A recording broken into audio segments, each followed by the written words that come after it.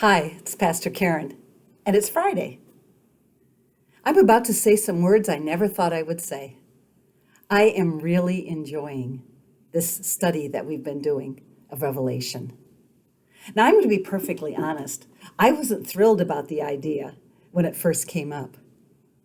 Revelation for me is full of, I think Scott described them as intense images.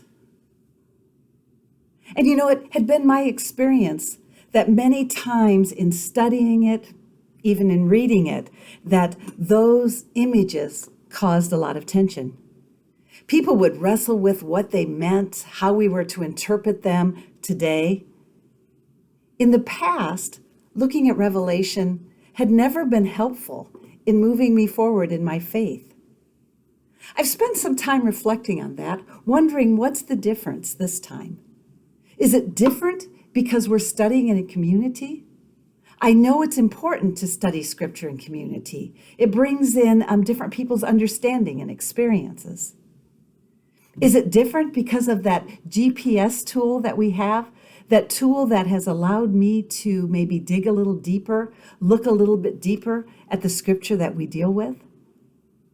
Or is it Pastor Scott's inspired preaching? I think that's part of it. I have heard great preaching throughout my life, and I've heard inspired preaching.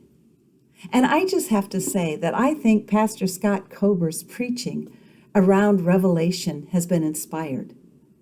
It has been exactly what we needed to hear. It has been a message of hope in hopeless times. I know I have left Sunday mornings feeling more hopeful. As I look around the world, there seems to be chaos all around on many levels. We're dealing with a pandemic. We're dealing with racial and political unrest. There's economic struggles. There's threats of war. There's climate calamities. Many of the images I see in our world seem like the images of Revelation. But I know as I've listened to this, I have felt more hope. As I was reflecting on it, I kind of settled on maybe what it is that has made a difference in my life. I remember early on, maybe it was the second sermon in this series. Pastor Scott said that the key to Revelation was to look for Jesus, to look for the Lamb, sometimes even the slain Lamb. Where is Jesus? And on that particular Sunday, we saw Jesus standing in the midst of the 7 churches that Paul addressed the letter, that John addressed the letter to. Another time we saw the Lamb on the throne.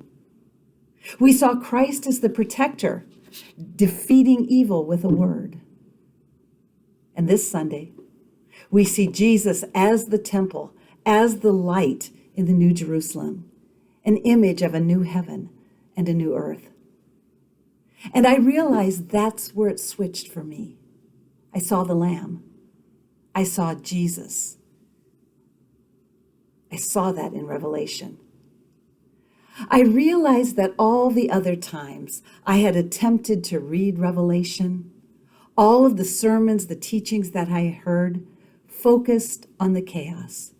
They focused on those disturbing images, the beast, the dragon, the judgment.